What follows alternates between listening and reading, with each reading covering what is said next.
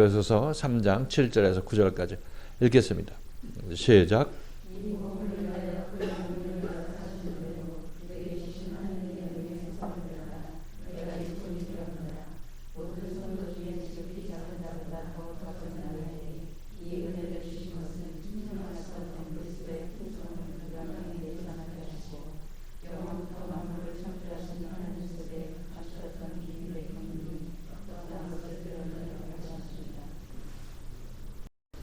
자, 사도 바울은 이 복음을 위하여 내가 일꾼이 되었다.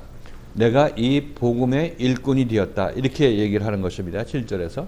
그럼 이 복음이 뭐냐? 이 복음은 6절에서 얘기한 얘기죠. 6절에서 한 얘기를 그걸 받아서 이 복음을 위해서 내가 일꾼이 되었다. 이렇게 얘기를 하고 있는 것입니다. 6절에 뭐라고 얘기를 하는지 같이 한번 읽어보십니다. 6절 에베소서 3장 6절 시작.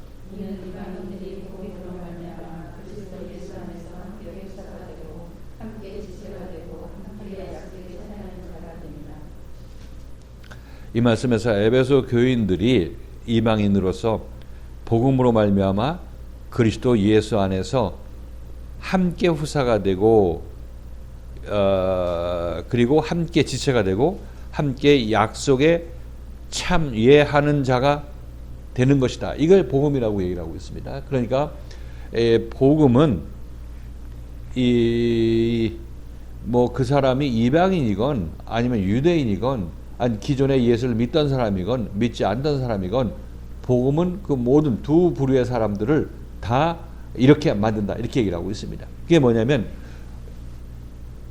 함께 후사로 만든다. 후사로 함께라는 단어는 이제 이방인도 원래 먼저 복음을 받았던 유대인과 같이 동격으로 같이 그냥 차별 없이 아들이 된다는 그 얘기를 하고 있는 것입니다. 그래서 여기 중요한 단어는 함께라는 단어가 중요한 것이 아니라 이 복음으로 인해서 우리가 후사가 되고 누구나 유대인이나 이방인이나 전부 후사가 되고 그다음에 지체가 되고 약속에 동참하는 자가 되는 것이다. 이게 복음의 핵심이라는 것입니다.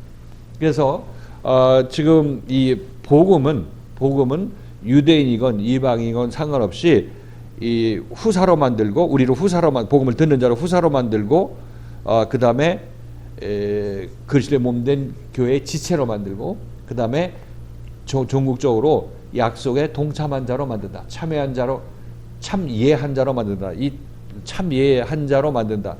함께 참여한 자로 만든다. 약속에 참여한 자, 약속에 동참한 자로 만든다. 이렇게 얘기를 하고 있는 것입니다. 그래서 이 말씀을 제가 여러분에게 설명드릴 때 이건 단계적으로 얘기하는 거다. 복음을 처음 만나게 돼서 이게 기존에 내가 듣던 말씀하고 다르고 기존의 말씀의 허점을 제대로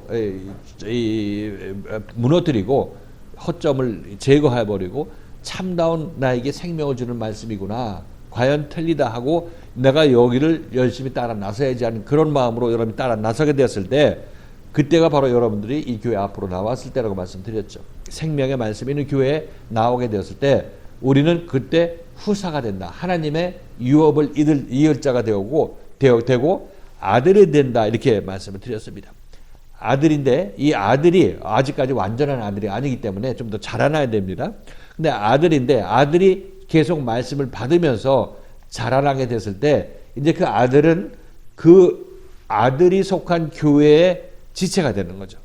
그죠? 그러니까 이게 조금 눈을 확장시켜서 보면 처음에 내가 아들이 되었다 하고 나만 기뻐할 것이 아니라 내가 이렇게 기뻐하고 아들이 되어 있으면 이제 나는 눈을 옆으로 돌리게 되는 거예요. 여러분들도 신앙생활에서 먼저 내가 구원받았다 하는 그 마음에 여러분들이 교회생활 하면서 여기서 교회생활 하면서도 그것이 여러분들이 어떤 가장 먼저 집중했던 관심사였었는데 조금 더 이제 요즘도 여러분들이 좀 느끼시겠지만 이제 나만 이렇게 지체로서 자라는 것도 중요하지만 내가 교회 몸의 일부를 이루고 있는 지체인데 형제들과의 관계도 내가 봐야 된다 하는 것을 여러분들이 눈을 좀 확장시켜서 인도 안 받는다는 것을 알 수가 있을 것입니다.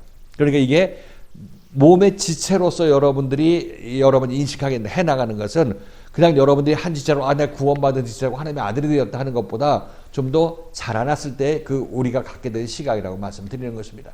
그래서 자라났죠. 처음에는 내가 아들 되었다. 좀 이 말씀 잘 따라가면 된다 하다가 이제 좀 더 말씀을 계속 공급받게 되면 여러분들은 나하고 형제들의 관계를 보게 되는 것입니다. 이것이 여러분들이 내가 교회의 몸을 이루고 있는 하나의 지체로서 여러분을 인식하게 되는 것입니다. 그러니까 이전 혼자 있는 것보다 혼자라고 생각하고 다라고 생각했던 것보다 시야가 넓어졌죠. 그죠? 이게 지체로 여러분들이 자라났을 때의 모습이라는 것입니다. 그러니까 우선 내가 구원받고 하나님의 아들이 되는 것 중요하지만 그런 인식 다음에 좀 더 여러분이 완전한 아들이 되고 장성한 아들이 되려면 이런 지체로서의 어떤 몸과의 관계를 생각하는 그런 이 아들로 자라나야 되게 됐을 때가 그게 몸의 지체가 되었을 때라 이렇게 사도 바울이 얘기를 하고 있습니다. 처음엔 그 다음에 나와 연관되어 한 몸으로 연계되어 있는 다른 지체들 같이 생각하게 되는 것입니다. 그때 여러분은 지체가 되었다 이렇게 얘기를 하고 있는 거죠. 그렇죠? 그 의도로 사도 바울은 얘기를 하고 있어요. 그 다음에 전국적으로 이제 하나님의 약속에 참여한 자, 하나님의 약속에 참여한 자가 되는 것이 이것이 되게 만드는 것이 복음이라 이렇게 얘기를 하고 있는 것입니다. 이게 복음이라고 얘기를 하고 있는 거예요. 그러니까 하나님의 약속이라는 것은 예수 안에서 우리를 하나님의 참다운 장성한 아들로 만드는 것을 얘기를 하고 있죠. 이것이 아들이라고 얘기를 하고 있습니다. 그리고 이때는 우리가 개별적으로는 내가 오순절 성령 세례를 받았을 때 그때 나는 장성한 자가 되는 거고 교회 전체도 예를 들어서 교회 각 지체들이 전부 각자 자기 자신의 오순절 성령 세례를 받았을 때 이 교회는 몸 전체를 이루고 있는 그 지체들이 전부 오순절 성령 세례를 맞았으니까 이 교회도 이 큰 교회도 그 하나의 몸으로서 그리스도의 몸으로서 오순절 성령 세례를 체험한 그런 지체가 되는 거죠. 그런 몸이 되는 것입니다. 그러니까 이 교회가 더 큰 일을 해낼 수 있다는 것입니다. 그때는 우리는 나 개인도 이 하나님의 약속에 동참했을 때가 되지만은 교회도 하나님의 약속을 완전히 이룬 그런 약속에 참여한 그런 교회가 된다. 그런 교회의 몸이고 교회다. 이렇게 우리가 이해할 수가 있겠습니다. 그 의미로 사도 바울은 이렇게 얘기를 하고 있습니다. 그러니까 복음이 하는 일이 뭐냐? 바로 우리에게 하나님의 생명의 씨를 심어주고 그것을 자라게 하고 그래서 완전케 하는 그런 일을 복음이 하고 있다. 이것이 복음이다. 이렇게 사도 바울은 얘기를 하고 있습니다. 이게 복음이 뭐냐? 그거는 우리 죽은 우리한테 그 복음이 우리에게 새 생명을 심어주고 그것을 자라게 해서 열매를 맺게 하는 것, 이것이 복음인 것입니다. 이것이 복음인 거예요. 그러니까 우리는 내가 전파하는 이 복음, 예수 이외에 구원 없다 이렇게 소리치는 것이 복음이 아니라 그 복음의 말씀에 의해서 죽은 자가 살아나게 되는 것, 이것이 복음이라고 얘기를 하고 있습니다. 물론 예수가 구원자이고 구세주이고 예수 믿으면 거듭난다 하는 것도 복음이지만 이거는 실질적으로 우리가 일단 하는 지식적인 복음인 거고 실제 복음은 참다운 복음은 이제 그 말씀을 선포한 대로 그 말씀이 우리에게 이루어지도록 하는 것, 이것이 참다운 복음의 역할이라는 것입니다. 그래서 우리들은 처음에 무슨 얘기를 듣느냐? 예수 믿고 구원받으면 이렇게 참다운 사람으로 하나님의 약속에 동참하는 자가 됩니다 하는 얘기를 듣고 여러분들이 오게 되는 것입니다. 그리고 그것이 실제로 여러분에게 이루어지는 과정이 이 교회에서 일어난 일인 것이고 이것이 그 복음이 여러분에게 여러분의 것이 되는 과정인 거고 복음은 복음대로 여러분을 살려내는 일을 개개인별로 이루어 나가고 있을 때라고 말씀드리는 것입니다. 이해를 하시겠죠? 그렇게 실질적으로 말은 예수 믿고 구원받자 이 말은 이 지식을 전하는 것은 생명의 말씀이 그 얘기를 할 수도 있고, 그죠? 생명의 말씀이 없는 율법을 가지고 있는 사람들도 그 지식은 전할 수 있죠. 예수 믿고 구원받고 예수의 구원 없다는 얘기를 우리뿐만 할 수 있는 것이 아니라 저쪽 사람도 할 수 있다는 것입니다. 그러니까 이건 먼저 우리에게 있어야 될 지식인 거죠. 여기 와도 우리는 처음에 예수 안 믿다가 여기 온 사람들 와도 우리는 그 사람들한테 예수 믿어야 구원받습니다. 이 얘기를 한단 말이죠. 근데 이 얘기는 어디서도 들어요? 저쪽 율법교에서 듣는 거죠. 그 얘기는. 그럼 거기하고 여기하고 차이가 뭡니까? 율법교회에서 그 얘기하는 거하고 여기에서 하는 거하고 차이는 뭐예요? 같은 말씀을 전하지만 율법교회에서는 생명이 없이 그냥 말 그대로만 전하는 거고 그 복음의 교회에서는 우리에게 생명을 주는 말씀이기 때문에 생명이 자라는 말씀.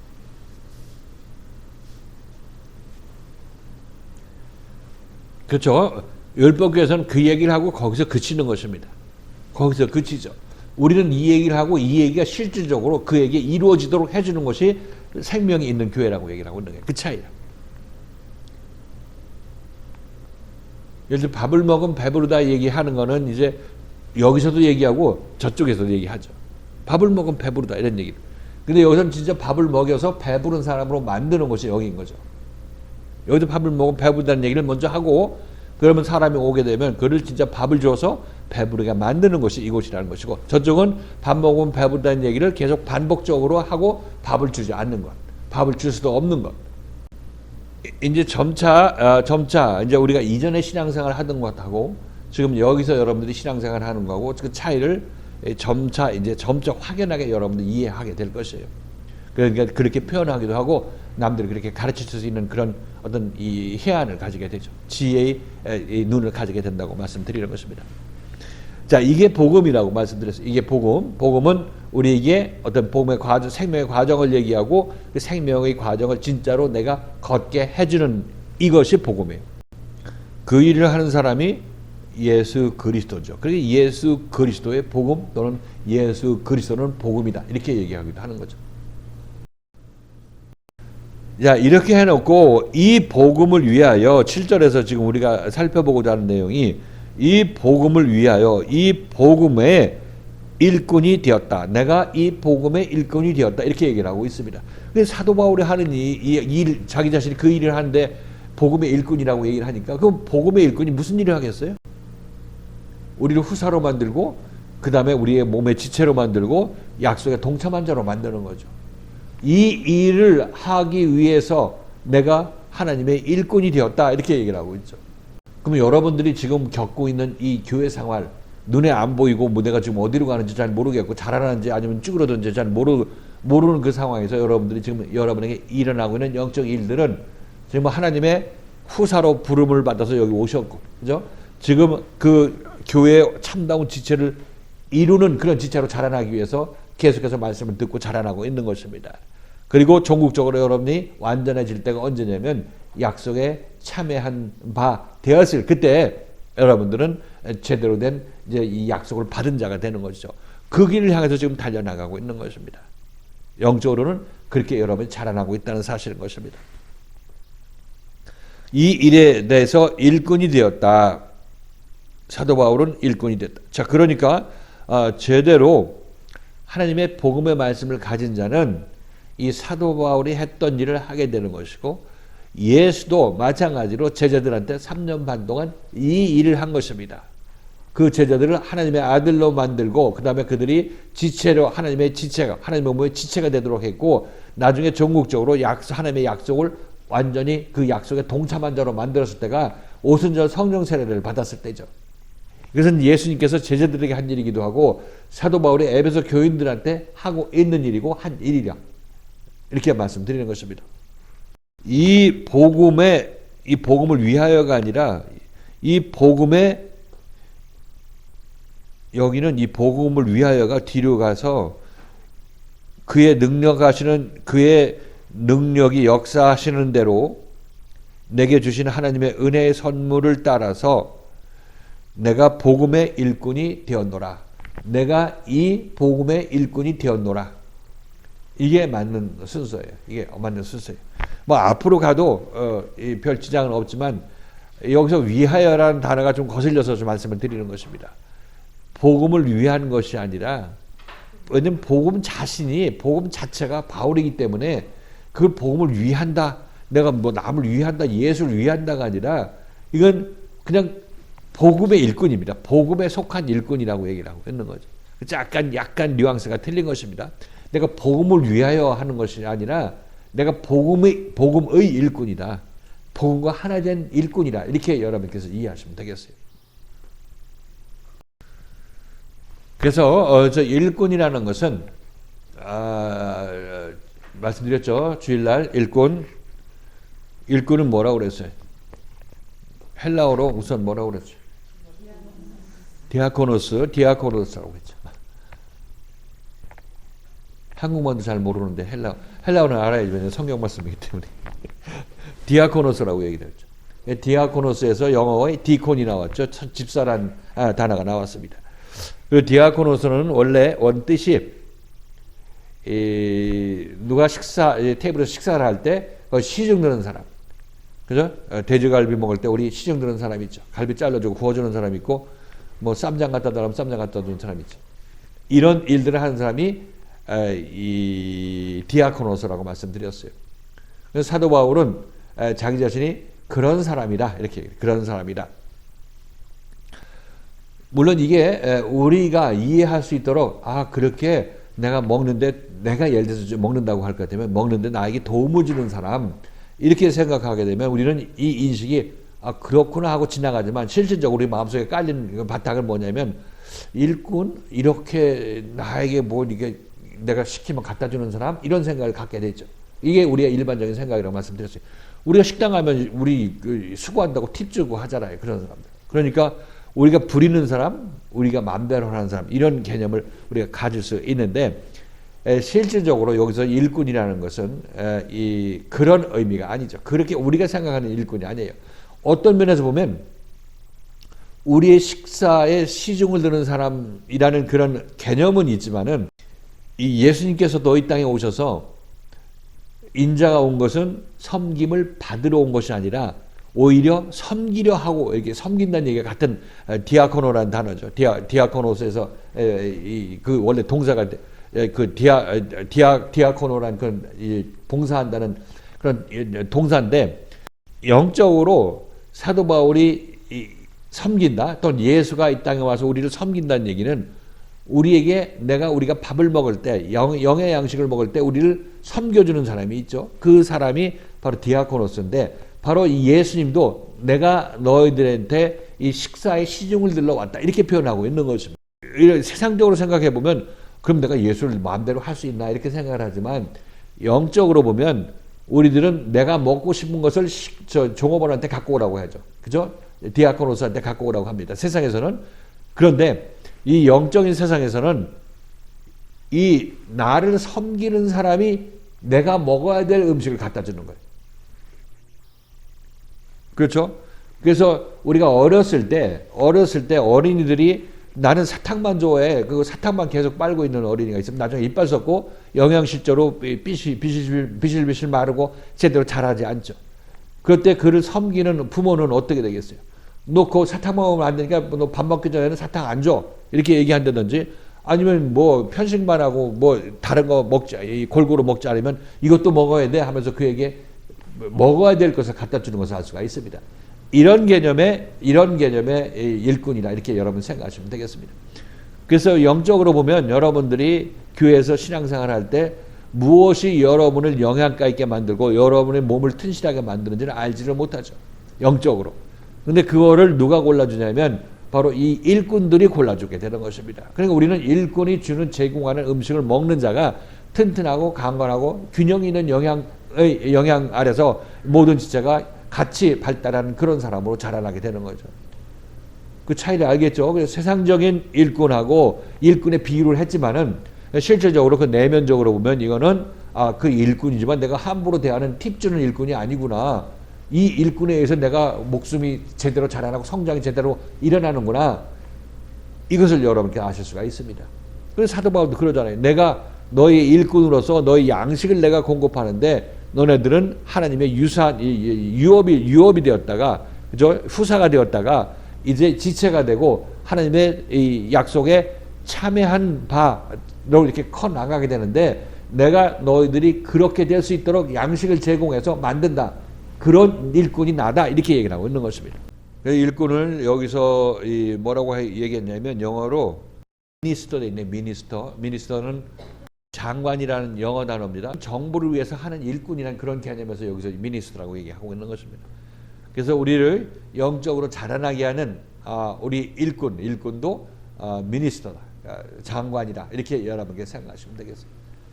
주의 종이다, 이런 개념도 실질적으로 우리 세상을 보면 주님께 항상 굴종하는 사람, 노예, 뭐 이렇게 우리가 생각을 하지만, 영적으로 보면 내가 주의 종이라는 얘기는 내가 주의 포로다, 주의 죄수다, 내가 주의 죄수라고 여러분 우리가 이 사도 바울이 얘기를 했죠. 내가 주의 잡힌 바 된 죄수라고 여러분께 말씀을 드렸습니다. 이 사도 바울이 맨 처음에 그랬죠. 갇힌 자 된 1절 같이 한번 보십니다. 에베소서 3장 1절 말씀. 이 말씀을 할 때 같이 알아봤죠. 한번 읽겠습니다. 1장 3장 1절 시작.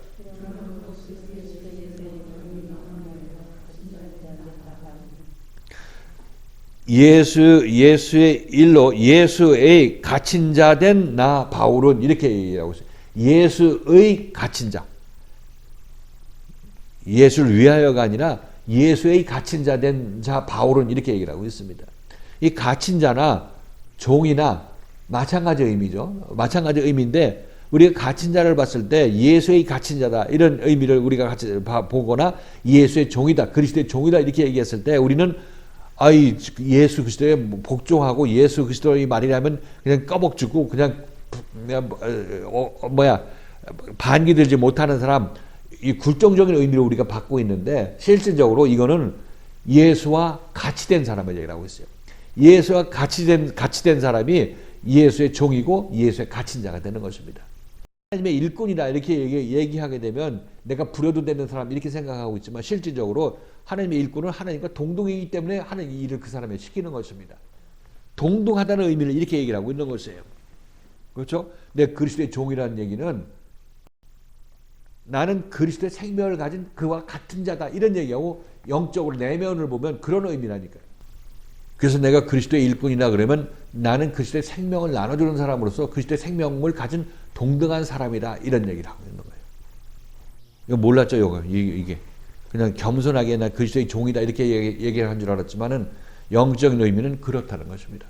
그래야 또 하나님의 쓰임을 받을 수밖에 없고 종이라는 얘기는 예수의 생명을 동등에 가졌으니까 예수가 맞먹는다는 의미가 아니라 그 예수에서 예수의 생명을 가졌기 때문에 예수의 생명에서 벗어난 일을 하지 못하는 나다 이렇게 표현하고 있으니까 이게 예수와 같이 되었다는 자기 고백이다 신앙 고백이라고 말씀드리는 것입니다.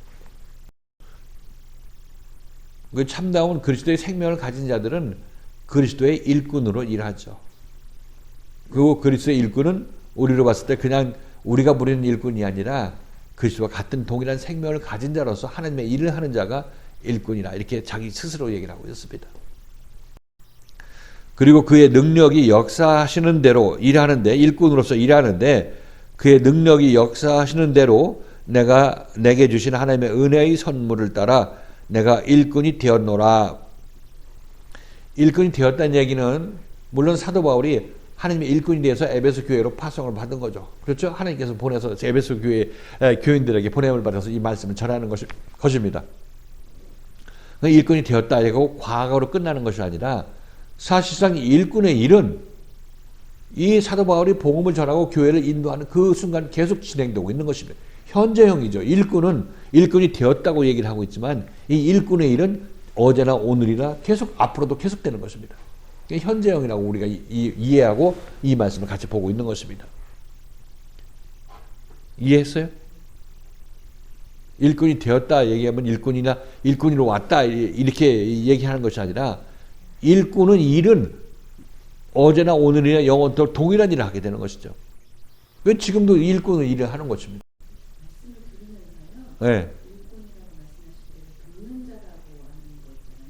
돕는 자.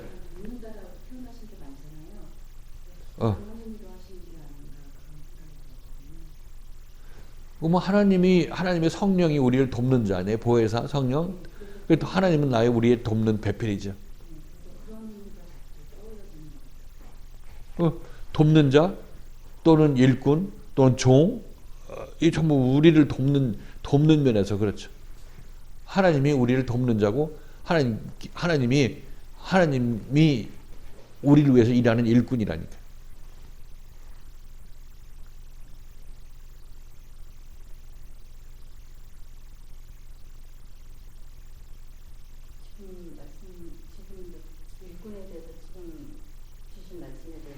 네. 우리가 일꾼 그러면 하나님의 종, 예수 그리스도께서 나는 섬김을 받으러 오지 않고 섬기려고 왔노라. 그래서 그것이 우리가 그것에 대해서 종이나 일꾼이나 이렇게 섬김에 대해서 다시 하대한다고 생각은 안 했잖아요. 그래서 이거는 정말 생명을 나눠주고 하나님의 일꾼으로 존재하신다 이렇게 생각을 했는데 지금 말씀하시는 것을 또 들으면서 일꾼의 개념을 조금 더 깊이 제가 깨달은 게요.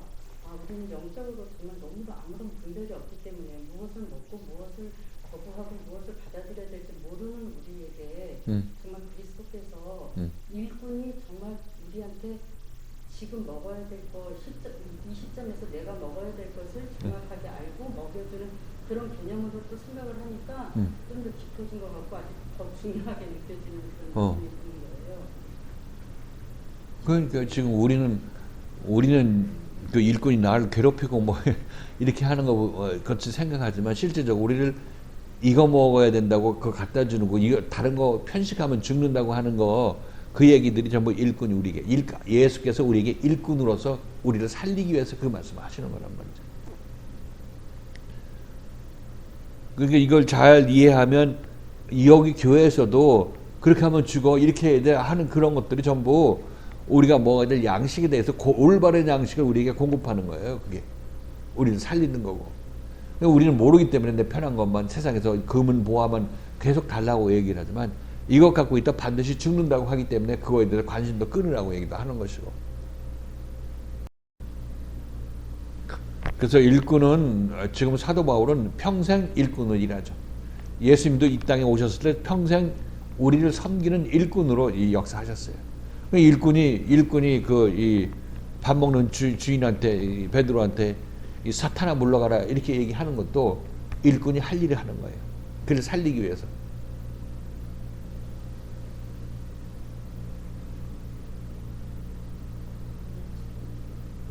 이 말씀에서의 일꾼은 지난주에 말씀하셨던 갇힌 바 된 거와 그냥 제수와 일꾼과 그것이 더 같이 통합이 됐다는 듣긴 알기는 하는데 좀 같이 지금 좀 잘 통합이 된 것 같아요. 네. 그래서 예수 그리스도 생명 외에는 아무것도 하지 않는 그런 갇힌 자. 네.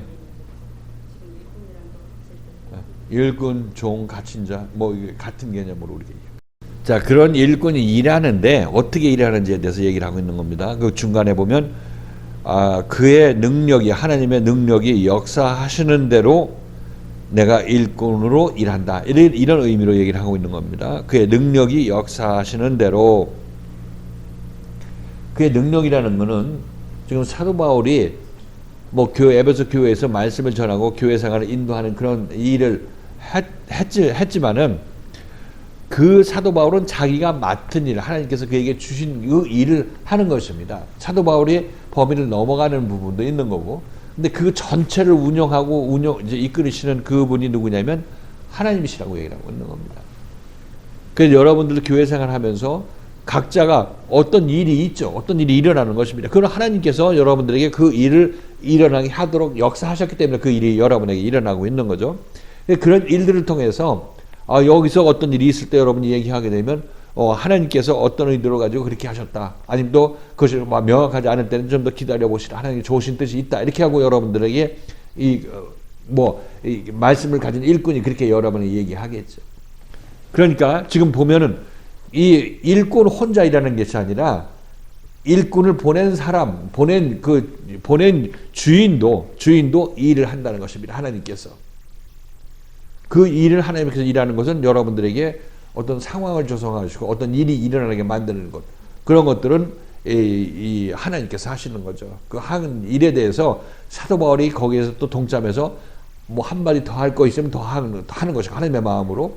그 하나님의 뜻을 모르는 그런 분들한테는 하나님께서 이렇게 역사해 주셔서 이런 일들이 이렇게 일어났는데 너무 분내지 마시고 이게 하나님의 손길을 보려고 하는 그런 눈을 가지라 이렇게 얘기할 것입니다.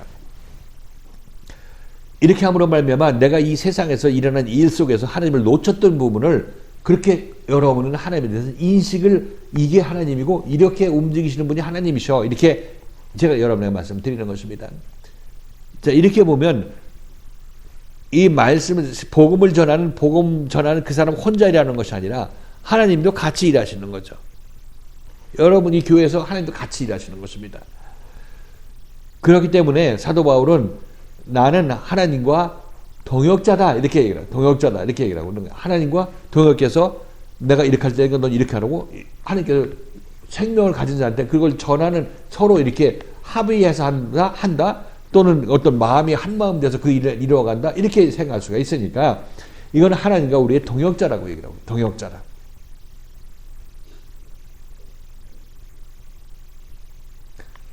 예수님과 하나님은 동역자죠.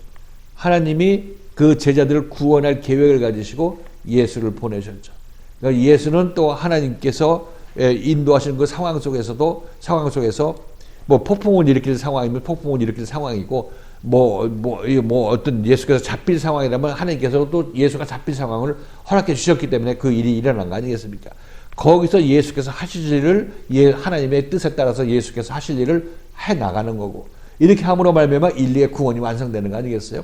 이게 동역이죠. 하나님과 육신을 입고 온 하나님이신 예수는 동역자의 관계라고 말씀드리는 것입니다. 동의하십니까? 동역한다는 의미가 뭔지? 하나님의 생명을 가진 자는 하나님과 동역을 하게 되어 있어요.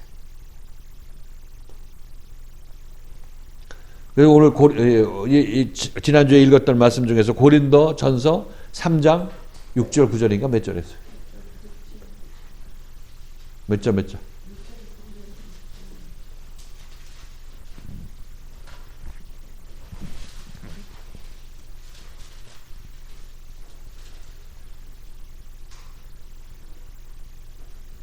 고린도전서 3장 6절 9절 6절부터 9절까지 읽겠습니다. 시작.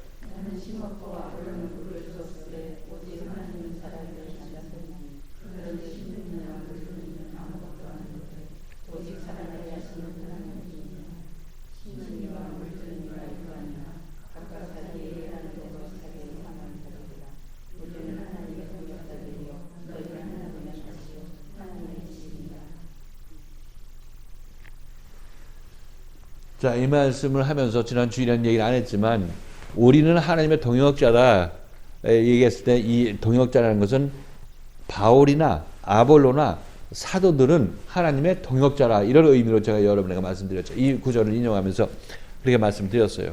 근데 거기 이제 주석책을 보면 우리는 하나님의 동역자다 이 얘기가 이 동역자는 얘기가 하나님과의 동역한다는 그런 의미가 아니라 바울하고 아볼로하고 동역한다 이런 의미로 이제 동역자라 이렇게 그런 의미라 이렇게 얘기를 하는 것이에요. 이 말씀이 헬라어는 이게 두 가지 다 해석이 가능하게 돼 있으니까 이제 학자들끼리 이제 의견이 분분해서 나뉘게 되는 것입니다.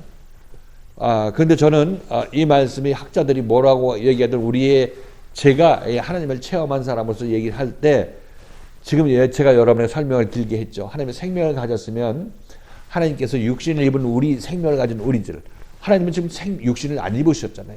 육신을 입은 생명을 가진 우리들과 동역하는 것이 맞다. 이게 동역이다. 이렇게 제가 여러분에게 말씀드리는 것이죠. 체험상 이렇게 말씀을 드리는 거죠.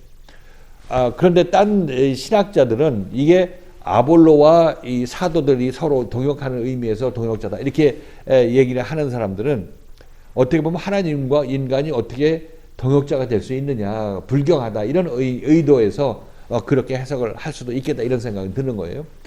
근데 저는 감히 하나님의 생명을 가진 자는 생명의 주인이신 하나님과 동역하는 것이 너무나 마땅하다. 이렇게 여러분에게 말씀드려서 저는 이 하나님의 동역자다 이런 의미로 그 고린도전서 3장 말씀을 해석해야 된다고 말씀드리는 것입니다. 여러분 어느 게 진짜라고 어느 게 맞는 해석이라고 생각되십니까? 이 교회 다니고 있으니까 여러분들은 누구 편 들어야 돼? 내 편 안 들어도 좋은데 가만히 생각해 보면 이게 생명적으로 이치적으로 맞는 것입니다. 제가 그 자기 자신이 아볼로하고 바울하고 동역자다. 물론 동역자죠. 근데 거기서 사도 바울이 얘기한 이 동역자라는 얘기는 하나님과의 관계에 있어서 하나님과 동역자라는 얘기를 하는 것이라고 저는 그들한테 학자들한테 얘기하게 되면 이런 얘기를 들으면 그들도 제 의견에 동의할 것이라 이렇게 생각합니다. 단순하게 어떤 문자적으로 그 말씀을 이해해가지고 해석해가지고 얘기하는 것이 아니라 체험적으로 제가 얘기하는 것이니까 이게 더 맞는 거죠. 그렇죠? 그것은 지식적으로 연구한 사람들하고 이 체험적으로 생명을 만나서 사도 바울의 그 읽어낸 그 기록한 것을 읽어내는 것하고 보면은 우리가 읽어내는 게 맞죠. 생명을 가진 자가 읽어내는 것이 맞는 것입니다. 저도 그렇고 예전에 그렇게 생각했던 것 같아요. 그러니까 일꾼은 이제는 복음의 말씀을 들어보면 일꾼은 하나님의 생명을 가진 자이기 때문에 하나님의 마음을 아는 자잖아요. 그러니까 당연히 하나님의 일을 동역할 수 있을 수 있는데 예전에는 하나님은 명령을 내려주시고 우리끼리 그냥 동역자가 되어서 열심히 그렇게까지밖에 생각 안 해요. 지금 제가 여러분에게 이 말씀을 주일날 전하고 여기서 다시 한번 되새김하는 거 아니겠어요? 이 말씀을 잘 들으려고 하세요. 잘 들으려고 하시고 이 말씀이 그냥 이렇게 안 들릴 리가 없는 건데 왜 나는 못 듣는지, 왜 안 들리는지 이거 한번 생각해 보셔야 되는 거예요. 자기 자신이 지금 아직 방향을 잘 잡고 있지 못하기 때문에 그런 것입니다. 세상 근심 걱정이 꽉 짓눌려 있든지 아니면 딴 생각에 있든지 자기 자신의 머리를 차지하고 있는 그 많은 부분이 딴 생각에 잠겨있기 때문에 이 말씀이 안 들리는 거예요. 주일날도 안 들리고 이 목강할 때도 안 들리고 하게 되면 언제 들을 거예요? 언제? 그게 잘 듣고 이해하려고 하시고 이해 안 될 때 여러분과 그 이해 어떤 거에 걸려서 뒤에 것이 계속 안 나가고 있는지 이거를 제거하기 위해서 여러분에게 이 시간이 주어지는 것이니까 듣고 이해하시고 이해 안 되는 거 발설해서 그 어디가 막히고 어디가 막혀서 뭐가 걸려가지고 이해가 안 되는지 그걸 얘기하시고 그걸 해결 받으시라 이렇게 말씀드리는 것입니다.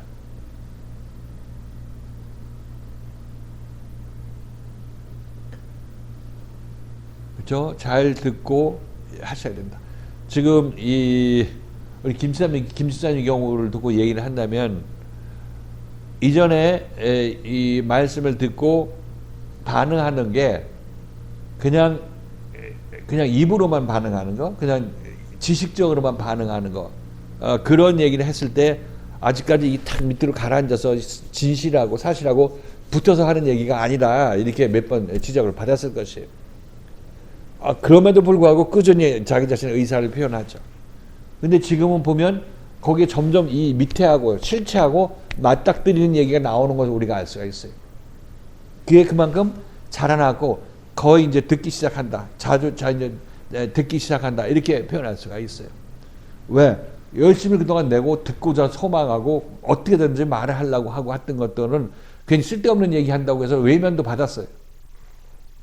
근데 지금 얘기하는 거 보면 자기 체험적인 감정이 나오고 있잖아요. 앞으로 또 어떻게 될지 모르지만 아무튼 지금 하는 얘기들 보면 이전부터 좀 그게 전부 이 밑에 하고 다서 얘기하는 것을 우리가 알 수가 있는 것을 여러분들 느끼실 것입니다. 이게 정신 차리고 집중하고 들으려고 하면 이게 왜 안 들리겠냐. 듣는다는 얘기는 제가 한 얘기를 다시 그냥 한번 이렇게 간추려서 요약해서 얘기하는 거, 그것부터 시작해도 해야 되는 거죠. 시작하는 거, 그것도 하다 보면 이제 그것이 점점 여러분 깊이 있게 이 말씀을 밑바닥까지 내려가서 그것을 표현해낼 수 있는 그런 사람으로 만들어가는 어떤 시점이기 때문에 그렇게라도 해야 되지만은 실질적으로 이 말씀을 제대로 이해하게 되면 기본적으로 여러분들이 이 밖에서 신앙생활 하던 그 밖의 율법 아래서 갖고 있던 그 지식들이 이 말씀을 들음으로 말미암아 그때 그렇게 알고 있었는데 이렇게 해야 되는 것이 맞군요 하는 그런 체험적인 얘기가 나오게 되어 있는 겁니다. 나오게 되어 있어요. 근데 제가 한 얘기를 그대로 복사하는 얘기가 아니라 제가 한 얘기를 듣고 제대로 여러분 마음속에 가라앉아서 여러분 마음속에 와 닿았으면 그것은 여러분 이전에 신앙생활 하던 것들에 대한 내가 그때 이전에 이렇게 알았었는데 이거군요 하는 그런 얘기가 나온단 말이죠. 이게 이 말씀을 제대로 들었을 때의 모습이라는 것입니다. 그것이 여러분 안에 있는 내면이 고침받는 과정이죠. 이것이. 자, 그의 능력이 역사하는 대로 여기서 이제 동역자 얘기하다가 그의 능력이 역사하는 대로 바울이 일하는데 하나님의 능력이 역사하는 대로 자기가 받은 은사에 따라서 자기 일을 한다고 얘기를 하고 있는 것입니다. 그러니까 어떤 교회에서 하나님께서 어떤 사람을 키우고자 할 때 그에게 어떤 일이 일어나게 하죠. 어떤 일이 일어나는데 그 일이 하나님께서 이 사람이 어떤 분을 내게 할 그런 어떤 의도를 가지고 있다. 왜 분을 내게 하느냐? 그 분을 내야 이 사람도 자기 자신이 분내는 그 요인을 알게 되고 자기 자신이 분낼 수밖에 없는 사람을 알게 되고 회개할 기회가 있기 때문에 고치기 위해서 그러는 것입니다. 이런 하나님도 사실은 여기서 여러분들이 들어보지 여러분 들어봤지만 실질적으로 체험한 사람은 많지 않아요. 이 일들이. 근데 그를 드러내기 위해서 뭐 어떤 시발점 되는 일을 시작하시고 넘어지라고 비틀거리는데 누가 갑자기 와서 확 밀어버리는 일을 누가 너 밀어버리는 역할을 해서 안 넘어지려고 하니까 네가 가서 확 밀어. 그래도 또 비틀거리고 안 넘어지려고 그러면 딴 사람이 와서 돌 던져서 넘어지게 만들고 기필코 넘어지게 만드는 거예요. 근데 이 사람을 넘어지게 만든 사람은 하나님인데 하나님께서 하늘에서 그냥 넘어지게 한 것이 아니라 이 형제를 통해서 비틀비틀거리게 만들고 이 형제를 통해서 또 결정적으로 넘어지게 만들고 그렇게 하시는 하나님을 지금 제가 여러분에 설명하고자 하는 것입니다. 그래서 내가 이 형제를 넘어지려고 할 때 비틀거릴 때 내가 뭐 한 대 때렸으니까 하나님의 쓰임 받았으니까 내가 잘한 거다 이런 얘기 하는 것이 아니라 이 형제를 비틀거릴 때 넘어지게 한 사람 이 사람은 하나님부터 징계받는 것도 징계받는 거예요. 이게 잘했다고 하는 게 아니라 이 모든 세상의 일들을 써서 악한 자를 손을 쓰든 선한 자의 손을 쓰든 하나님께서 이 사람을 고치기 위해서 넘어뜨리려고 하는 그 상황에서는 이놈도 쓰고 저놈도 쓰고 이 하인도 쓰고 저 하인도 쓰고 한다고 말씀드리는 것입니다. 이것이 하나님의 능력에 따라 역사하신다고 얘기를 하는 거예요. 하나님의 능력에 따라 역사한다는 얘기가 하나님의 능력이 역사한다. 하나님의 능력이 역사한다. 하나님의 능력이 역사한다는 얘기가 무엇이냐? 이 얘기를 지금 여러분이 하고 있는 것입니다. 교회생활 속에서. 하나님께서 어떤 사람을 우리 중에서 어떤 사람을 하나님의 사람으로 만들어가기 위해서 그 안에 있는 속에 있는 찌기를 제거해야 될 거 아니겠어요? 찌기를 제거하려면 이게 밖으로 표출이 돼야 된다는 얘기를 하고 있는 것입니다. 그리고 그에 대해서 책망을 받아야 되죠. 그렇게 됐을 때 이 하나님께서는 하나님의 능력이 그에게 역사했기 때문에 그런 일들이 그에게 일어나는 것입니다. 그러니까 어떤 것 하나도 우리에게 그냥 나쁜 일이건 좋은 일이건 그냥 일어나는 일은 없고 또 하나님의 뜻이 있는 것이고 지금 당장 모르면 또 시간이 지나면 그때 그래서 그러셨구나 하는 것을 우리가 알 수가 있어요. 그래서 여러분들은 아직까지 내가 일어나는데 하나님께서 어떤 손으로 개입했는지 이 어떤 손으로 개입했는지를 여러분이 어느 정도 감지를 하게 되면 넘어져 있을 때도 여러분들이 하나님께서 나를 어떻게 깨우치기 위해서 이렇게 저 형제의 손을 써서 이 형제의 손을 써서 나를 넘어지게 했구나 하는 것을 알게 되고 그 하나님의 이 존재를 여러분이 인식할 수 있고 인정할 수 있게 되는 그런 계기가 되는 거 아니겠습니까? 이게 여러분 삶 속에서 하나님이 그렇게 여러분에게 나타난다는 사실을 여러분은 깨닫게 되는 것입니다. 그렇게 됐을 때 여러분들은 그 넘어졌을 때 성질 나가지고 내 동생 나 모르겠다 하고 이렇게 하나님이고 뭐고 하나님을 부인했다 그렇게 되면 여러분들은 거기에서 회개를 해야죠. 회개를 해야 되는데 그 회개를 해야 되는 것은 여러분들이 내가 이런 때 이런 급박한 상황에서 내가 하나님을 부인했구나 하는 것을 여러분이 깨닫는다면 여러분 회개가 좀 더 깊어져야 되겠죠. 그렇게 되면 여러분들 회개를 하게 되면 그만큼 여러분들은 그 점에 있어서 자라나게 되고 더 보게 되었다 이렇게 표현할 수 있겠습니다. 그래서 그 예로 하나님께서 손이 직접적으로 개입한다는 얘기가 베드로 얘기예요. 베드로가 비자를 3번 붙였죠. 예수께서 십자가에 못 박혀 죽을 그 직전에 잡히시던 날 밤에 불 쬐고 있다가 예수가 이제 신문 받고 이제 본디오 빌라도에게 넘겨주기 직전에 불 쬐고 예수가 어떻게 되는지 자기가 쫓아다녔던 예수가 어떻게 될지 불 쬐고 있던 베드로가 옆에 있던 비자가 너도 저 사람과 함께 있었던 자라고 이렇게 3번에 걸쳐서 3사람이 걸쳐서 계속 다그치듯이 베드로를 몰아치는 것을 여러분 기억하실 것입니다. 성경에 그렇게 했다고 기록되었지만 우리 성경 읽는 사람들은 전부 그때 그렇게 했구나. 베드로 이 사람 나쁜 사람 결국 예수를 배반했네. 이렇게 읽고 우리는 지나가죠. 그런데 전 여러분에게 그렇게 얘기하지 않습니다. 그것으로 끝나지 않습니다. 그것은 하나님께서 비자의 손, 하나님은 우리 눈에 베드로의 눈에 안 보였죠. 비자의 손을 통해서 첫 번째 비자, 두 번째 비자, 세 번째 사람을 통해서 베드로가 정말 입에서 있는 예수와 상관없다고 저주하면서 난 예수와 상관없는 사람이라고 이렇게 얘기하는 그 고백을 이끌어내는 것입니다. 그 실패, 그 실수, 이 하나님 예수를 저주하는 그 고백을 이끌어내는 것입니다. 고백이라기보다도 이 망령된 말을 하는 그 일을 끌어내는 것입니다. 이거 베드로 안에 없었으면은 이런 얘기가 베드로 안 하겠죠. 근데 그런 얘기를 그런 상황에서 하는 베드로이기 때문에 그걸 고쳐야 되기 때문에 하나님께서 그걸 들춰내는 것이라고 말씀드렸어요. 그래서 이 얘기가 제가 자주 여러분에게 말씀드리지만 이 얘기가 하나님께서 어떻게 언제 우리에게 개입하는지 모르게 역사하시는 분이시라는 것을 알 수 있겠죠. 그렇죠? 그 일들이 교회에서 지금 일어나는 거예요. 우리 이 교회에서. 또 하나님께서 사랑하는 사람을 넘어뜨려서 그를 고치기 위해서, 회개시키기 위해서 그런 일들을 일부러 조성하신다는 그 하나님에 대해서 제가 여러분에게 말씀드리는 것입니다. 이런 하나님을 놓고 사도 바울은 그 능력이 역사하심에 따라서 이렇게 얘기를 하고 있는 것입니다. 하나님의 능력이 역사하시는 대로 내게 주신 하나의 선물을 따라 내가 일한다.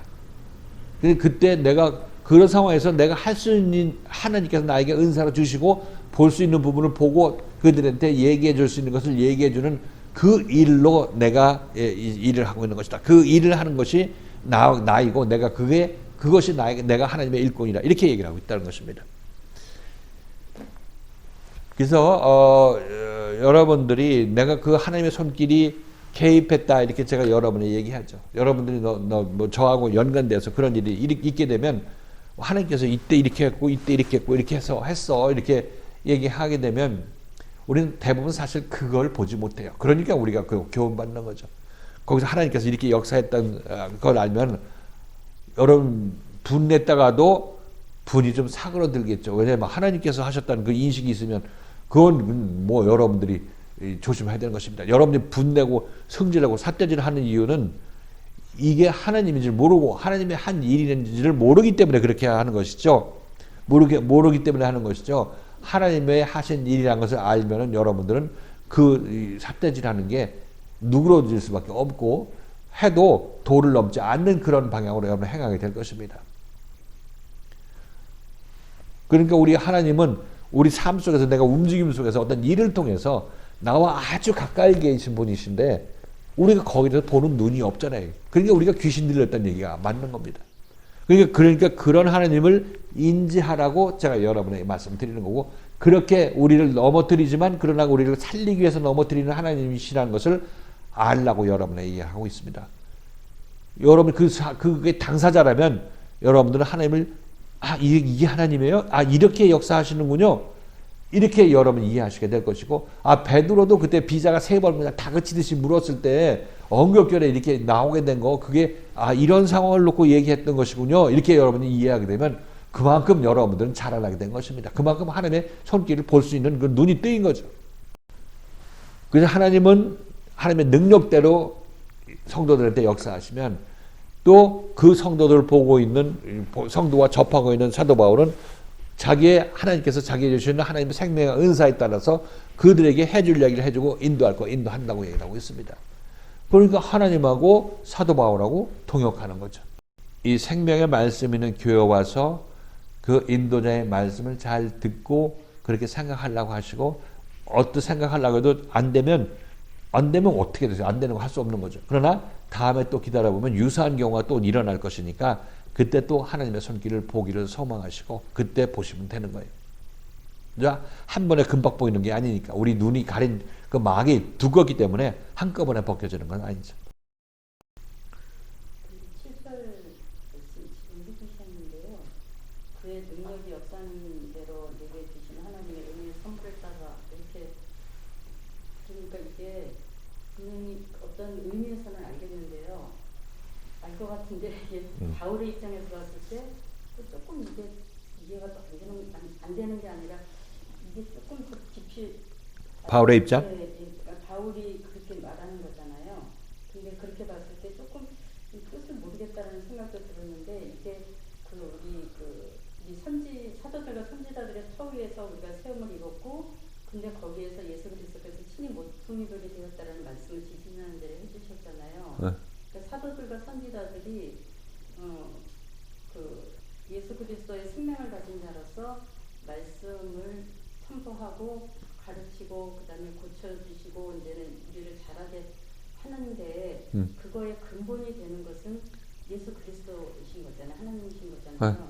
그거를 말씀하신 것처럼 이 말씀도 우리께서 이제 하나님의 능력이 역사하시는 대로 그러니까 하나님께서 우리를 그러니까 고쳐 나가시고 하나님의 계획대로 우리를 이끌어 가시는데 또 사도 바울도 하나님의 생명을 가진 자이기 때문에 그 생명의 눈으로 그 성도들을 보는 거잖아요. 그러니까 모든 것을 주관하시는 건 하나님이신데 또 사도 바울은 사도 바울대로 그 생명을 보는 눈으로 인해서 그 성도들을 이끌어 가시는 그것을 같은 맥락이 아닐까 하는 생각이 들어요. 그러니까 하나님의 일꾼들은 하나님과 어떤 공통분모가 있어야 될 거 아니에요. 하나님의 생명을 가진 자로서 공통분모를 갖고 있으니까 하나님께서 어떤 의도로 얘기하시는 거죠. 일하시는 것을 보고 이제 모르는 사람들한테 이게 하나님께서 이렇게 역사하시는 거고 이렇게 널 살리기 위해서 이렇게 하시는 거야. 이렇게 얘기해 줄 수 있는 거고. 지금 우리 교회에서도 그 얘기를 하잖아요. 근데 그 얘기가 들리고 당신은 그 사람이 너무 급하고 경황 중에 있기 때문에 이런 베드로한테 그런 얘기 하나님께서 너 비자들을 통해서 네 속마음을 드러내는 거야. 이런 얘기 들어도 그 베드로는 그냥 입에서 저주가 그냥 나올 수밖에 없는 거죠. 그 얘기 들었다 할지라도 넘어지고 다시 회개하는 그 어떤 베드로의 회개해야 고치는 그런 상황이기 때문에 그런 상황이 하나님께서 벌어질 수밖에 없도록 하셨기 때문에 그 일이 일어난 것이니까 그 얘기를 하는데 예를 들어 바울이 거기 가서 베드로가 그 상황에서 지금 비유가 맞는지 모르겠지만 아무튼 바울보다 먼저 사도된 자가 이제 베드로죠. 선배죠. 근데 지금 에베소 교회에서 당신의 십자가 사건이 일어나기 전까지는 베드로는 아직까지 어떤 성도라고 에베소서 교회 성도라고 본다면 사도 바울이 가서 그 얘기를 해도 넘어질 것은 넘어지게 돼 있기 때문에 넘어진 것입니다. 그 얘기를 해도 안 들리고 들을 기가 없기 때문에 어쩔 수가 없는 거죠. 그래서 그 상황이 벌어진 거에 대해서 얘기해 줄 수 있는 사람이 결국 이제 이 베드로에게는 당시에는 이제 자기 스스로 예수를 보고 회개했다고 이렇게 얘기를 하지만은 실질적으로 우리 교회 생활하는 데 있어서는 그것까지 얘기해 줄 수 있는 사람이 이 생명을 가진 하나님의 생명을 가진 사람들이 그것을 그 베드로한테 얘기해 줄 수 있다 이렇게 얘기하고 있는 거죠. 그 베드로는 아직까지 완전하게 되지 않았을 그때를 두고 얘기를 하고 있는 거예요. 사도들과 선지자들의 터 위에 우리가 세우심으로 성도들을 이끌어가는데 그것을 중심이 되는 건 모퉁이 돌이신 예수 그리스도다라고 하는 거고요. 네. 여기서는 하나님의 능력이 역사하십니다. 그러면 모든 것을 우리가 키우시고 이끌어가시는 건 하나님이신데 네. 또 사도 바울도 생명을 가졌기 때문에 사도 바울은 자기 나름대로 생명의 눈으로 성도를 보고 이끌어가신다라고 이게 같이 결합해서 보니까 저는 조금 이해가 더 깊이 됩니다. 그런 맥락이 아닐까 좀 여쭤보고요.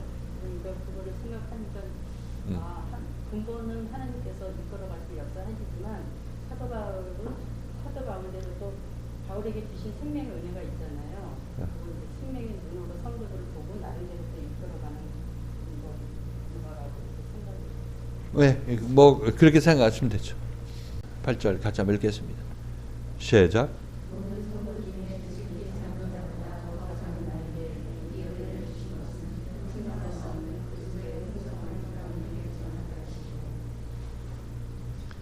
모든 성도 중에 지극히 작은 자보다 더 작은 자 이렇게 사도 바울은 얘기를 하고 있는데 이건 사도 바울의 어떤 개인적인 체험을 바탕으로 얘기하는 것이라고 말씀드렸죠.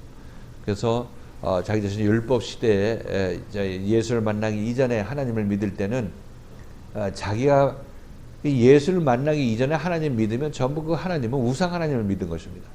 하나의 예외도 없이. 그러니까 우리들도 이 그리스도의 참된 말씀을 만나기 이전에 예수 믿고 밖에서 했던 모든 일들은 전부 우상 하나님을 섬기는 것에 불과하다는 것이에요.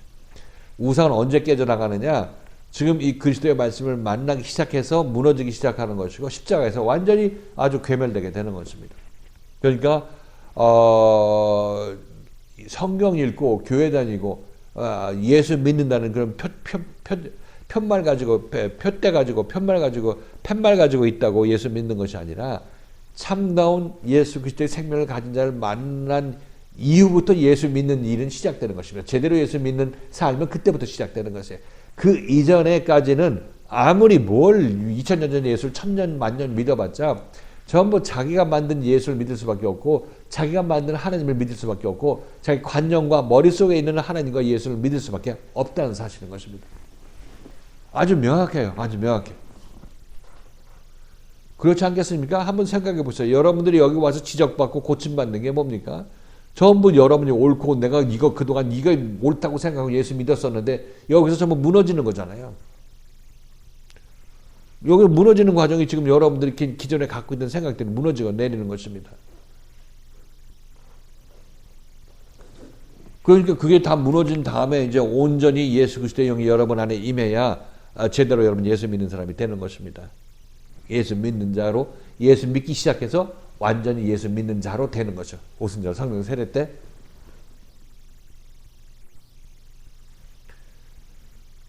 사도 바울은 예수를 만나기 이전에 하나님을 믿고 지금 우리로 얘기하면 하나님 믿고 예수도 믿는 거죠. 그랬을 때 그가 열심을 내서 하면 할수록 예수 믿는 자를 핍박했죠. 하나님을 제대로 믿는 하나님을 제대로 믿는 사람들인 예수 믿는 자들을 핍박했다고 얘기를 하고 있는 것입니다. 바울의 얘기대로면 그때 내가 사람을 죽이기도 했고 많은 사람들을 옥에 가두었다 추옥시켰다 이렇게 얘기를 하고 있는 것을 알 수가 있습니다. 그런 자가 자기 자신이 그렇게 핍박했던 그 예수 그리스도가 진리고 하나님이고 정말 사랑의 화신이라는 것을 깨닫게 되고 그의 종된 사람으로 그의 속한 사람으로 그의 갇힌 자 된 사람으로 그 진리를 전하게 됐을 때 사도 바울의 그 율법에 관한 지식, 성경에 관한 지식 같은 거는 남들을 많이 가르치죠. 성경도 반 이상을 신약 성경 반 이상도 사도 바울을 썼다고 사도 바울의 서신서라고 말씀드렸어요. 이럼에도 불구하고 사도 바울은 개인적으로 생각했을 때 나는 그동안 정말 예수를 믿는 자를 핍박하고 도와주지는 못할 망정 핍박하고 밥 한 끼를 준 것이 아니라 그냥 잡아 죽이기만 했는데 이런 자가 어떻게 내가 그 예수가 진짜 진리라는 걸 알고 그것이 진짜라고 얘기를 하는 그런 사람으로 나를 막 바꿔준 그 하나님을 생각했을 때 이 사도 바울은 정말 몸둘 바를 모르는 것이고 뭐라고 하나님 앞에 어떻게 감사할지도 모르는 그런 상황이라는 것을 알 수가 있습니다. 그러니까 많은 어떤 이 성경의 지식을 갖고 있어서 하나님께서도 실질적으로 그걸 쓰기는 쓰지만은 그렇게 쓰임 받음에도 불구하고 바울은 자기 마음속에서 정말 마음에 이전에 자기 자신이 했던 그 만행을 생각해 보면 정말 눈들지 못하고 눈둘 것을 알지 못하고 정말 정말 지극히 못난 자다 이렇게 생각하고 있는 것이 뭐 겸손해서 그런 것이 아니라 자기 체험의 바탕을 두어서 얘기를 하는 거기 때문에 이건 진짜로 자기 고백이다 이렇게 말씀드린 바가 있습니다. 그것이 사도 바울이 모든 성도들 중에서 지극히 작은 자 중에 더 작은 자라 이 표현이 너무나 맞죠. 예수를 믿는 사람들 덜 핍박하고 가끔은 도와줬던 사람이 하나님 예수에 의해서 온전히 거듭난 사람으로 만들었을 때는 이 사도 바울 같은 이런 얘기를 하더라도 이만큼 간절하게 얘기했잖아요. 작은 자 중에 더 작은 자는 얘기는 못 하겠죠. 그 사람은 내가 작은 자 중에 하나나 이 정도는 하겠죠. 사도 바울은 그렇게 핍박했으니까 작은 자 중에 더 작은 자라 이렇게 얘기를 하고 있는 것입니다. 그에게 이 은혜를 주신 것은 이 은혜라는 얘기는 에베소 교인들한테 말씀을 전파해서 그들을 살려내는 것, 하나님의 아들이 되고 교회의 지체가 되게 하고 하나님의 약속에 동참한 자로 만드는 것. 이것이 이런 은혜를 이를 베풀 수 있는 그런 사람으로 만들어 주신 것, 그런 일꾼으로 만들어 주신 것에 정말 만들어 주신 것이 하나님의 크신 은혜다. 나에게 정말 긍휼을 베풀어서 내가 그렇게 지금 쓰임 받고 있다. 이렇게 감사하는 마음으로 얘기를 하고 있는 거죠. 자, 그리고 그렇게 나를 정말 작은 자 중에 더 작은 자에게 복음을 전파할 수 있는 그런 은혜와 능력과 생명을 주신 것은 왜 그렇게 주셨냐면 결국 그리스도의 풍성함을 이방한테 전하게 하시려고 하셨다, 이렇게 얘기를 하고 있는 것입니다. 그리스도의 풍성함을 전하는 것은 아까 얘기한 대로 그겁니다. 우리를 복음을 듣는 자를 하나님의 후사로 만들고 몸의 지체로 만들고 약속의 종국적으로 참 예한 자 된 그 사람으로 만드는 것, 이것이 바로 이 사도 바울이 하는 일이고 일꾼으로서 하는 일이라고 말씀드렸어요. 이것이 하나님께서 사도 바울을 세워서 측량할 수 없는 그리스도의 풍성함을 전하는 것이다. 그리스도의 풍성함이 뭐냐면 하나님의 아들로서 장사한 아들로 만드는 것, 이것이 그리스도의 풍성함을 우리에게 전하는 것입니다. 그리스도의 풍성함이 뭐냐? 그건 여러분들이 그리스도 안에서 여기서 말씀을 잘 듣고 잘 자라나서 오순절 성령 세례 받았을 때 베드로와 같은 사람이 되는 것, 그죠? 사도 베드로와 같은 사람이 되는 것. 근데 사도 바울과 같이 그에게 못 미치더라도 그와 유사한 그런 같은 생명을 가진 자가 되는 것. 이것이 바로 여러분들은 측량할 수 없는 그리스도의 풍성함을 받게 되는 것입니다. 그 풍성함의 실체가 뭐냐?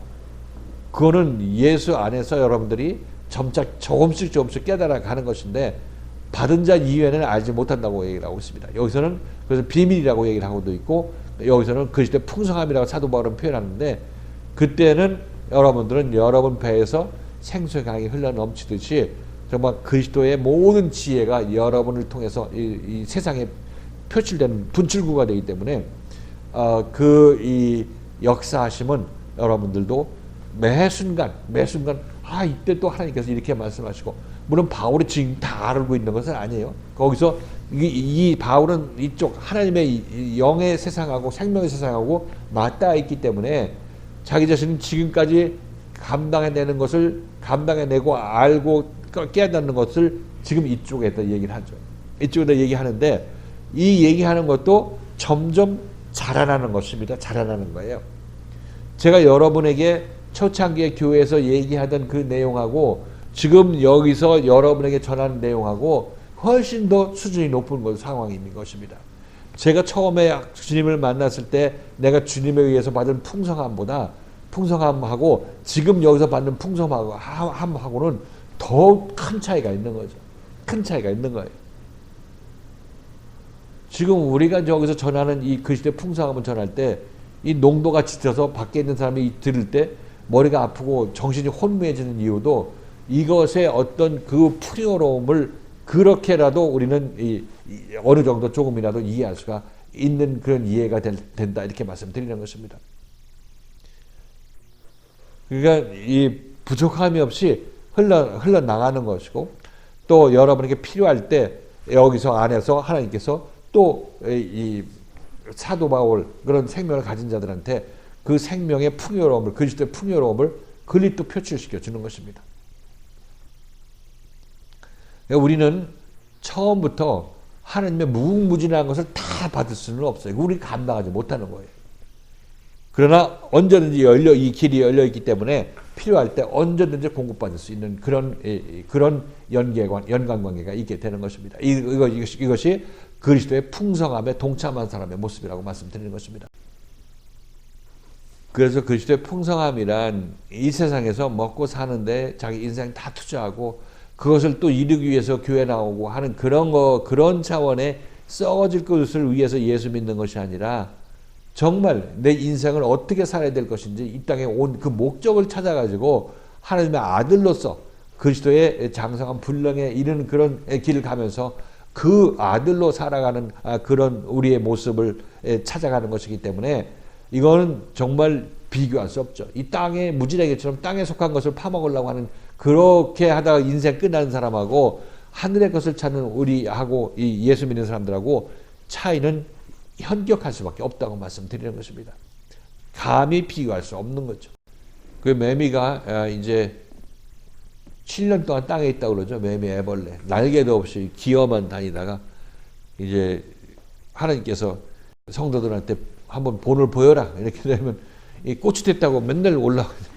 여기저기서 한때는 그 매미 애벌레들이 고추대고 끝까지 올라가가지고 밤에 이 등 찢고 이 밑뒤로 나오지. 그거 어떻게 유튜브 그런 거 동영상 보자면 뭐 알지도 못했을 텐데 우리는 눈으로 바로 보게 하는데 그 땅에 그 7년 동안 있다가 나와서 등 갈라내고 밖으로 나오는데 이게 우리 거듭남이 바로 그런 거예요. 예수 만나서 우리는 지금 등이 지금 찢어지고 거기서 지금 나오고 있는 그런 모습인 거죠. 근데 이전에 그 벌레였을 때는 날개도 없어요. 날개도 없고 이제 그 껍질 안에 갇혀 있죠. 율법의 껍질 안에 갇혀 있는 우리를 그렇게 상징한다고 생각하시면 되겠어요. 우리 율법의 그 껍질에 갇혀 있어가지고 거기서 벗어나오지 못하고 있잖아요. 날지를 못하고 있는 거예요. 근데 여기서는 이제 예수를 만나서 등짝이 찢어지고 여기서 이제 새 사람이 나오기 시작해요. 뒤로 넘어지면서 매미가 어떻게 허물 벗는지 보셨죠? 이렇게. 예, 고추대나 그 가서 꼭대기 올라가가지고 밤에 낮에 하면 누가 잡혀 먹으니까 밤에 저녁에 뒤가 갈라지면서 이렇게 뒤로 제껴붙이면서 나오잖아요. 그 껍질 안에서.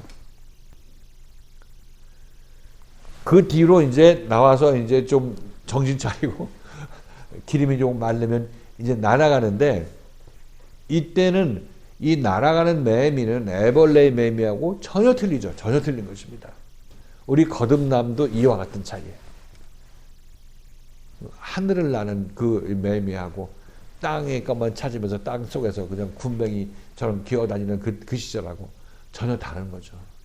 그리스도의 풍성함은 이제 날아다니는 매미에게서 보여지는 그 자유로움, 이것이 그리스도의 풍성함이라 이렇게 비유적으로 얘기할 수 있겠고, 그리스도의 풍성함을 미치지 못하는 자들은 땅의 것만 찾아서 땅 쪽에서 파묻혀 있는 그 어둠의 자식들로 있을 때, 그때의 우리의 모습이라 이렇게 얘기할 수가 있겠습니다. 이 두 개의 어떤 그 차이가 그리스도의 풍요로움과 아니면 세상 찌질한 것에 매여서 살고 있는 우리 모습, 그 풍요로움이 아니라 아주 지극히 가난한 중에 가난한 자로 살고 있는 우리의 모습이라고 말씀드리는 것입니다. 근데 예수 그리스도의 복음을 잘 들으면 이렇게 그리스도의 풍요로움에 동참하게 된다. 이렇게 사도 바울은 얘기를 하고 있습니다. 에베소 교인들을 그렇게 만들기 위해서 하나님께서 나를 택하셔서 일꾼으로 만드셨다. 이렇게 바울이 얘기를 하고 있는 거죠.